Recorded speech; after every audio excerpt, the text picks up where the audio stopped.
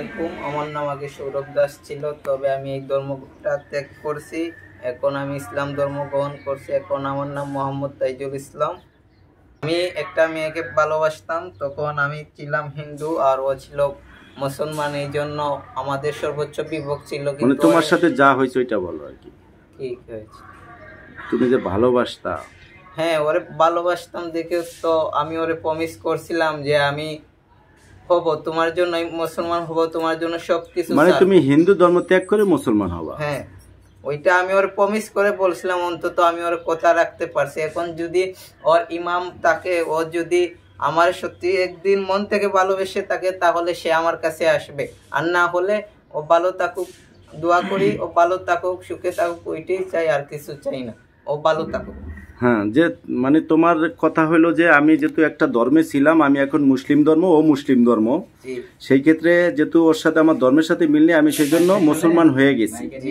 আমি কলেমা পড়ছি এবং কি তুমি কি ভবিষ্যতে আর হিন্দু ধর্ম যদি ওকে না পাও বা না আসে, হিন্দু ধর্মতে আবার চলে যাবে এরকম কিছু? হ্যাঁ, এইটা জীবনে আমি কল্পনা করব না। ও যদি নাও প্যাক করে, কিন্তু সমস্যা নাই, এই আমি নামাজ কালাম পড়েই, এই তসবিহ পড়েই আমি দিন কাটিয়ে দিতে পারবো, কিন্তু ও শান্তি পাবে না। ও যদি আমার কাছে আসে, ইনশাআল্লাহ একদিন বলতে পারবো আমার কাছে শান্তি পাবে। আর ও যদি না আসে, তাহলে ওটা ওর ব্যর্থতা, ও জিতছে। যাই হোক, কিন্তু আমি ওরে কথা দিছিলাম, কথা রাখছি, ওইটাই আমার সাকসেস, কিন্তু ও ব্যর্থ। লাস্ট প্রশ্ন হলো, তোমার আগে নাম কি ছিল? সৌরভ দাস। বর্তমান নাম?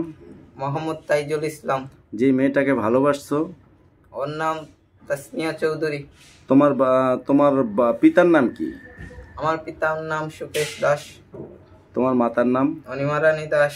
কয় ভাই বোন? কয়? হ্যাঁ, 2 বোন, 1 ভাই। তোমার বাড়ি কোথায়? সিলেটে। এই আমাদের জেলা হচ্ছে মৌলভীবাজার। এই তারপর বাড়ি হচ্ছে গোবিন্দপুর বাজার, গ্রাম হচ্ছে মর্দনাল, বাড়ির নাম রাজবাড়ি। তোমাকে কি মেয়ে কোনো চাপ দিছিল যে তুমি এরকম?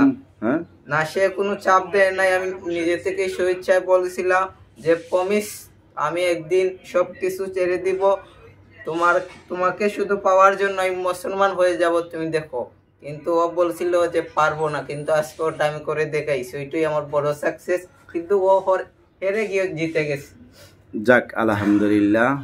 তোমার ভিতরে কোনো দুঃখ কষ্ট আছে? ইসলাম ধর্ম গ্রহণ করছো, তুমি একজন মুসলমান, এবং কোনো তোমার ভিতরে কি আগের কোনো কিছু কাজ করতেছে না নতুন মুসলমান হিসাবে কাজ করতে? না, নতুন আগে যখন হিন্দু হিসাবে ছিলাম, এই জায়গায় ওঠার আগে যখন ছিলাম, আমার ভিতরে অনেক শয়তান ঢুকে গেছে, কিন্তু এখন অন্তত এই শয়তানটা নাই।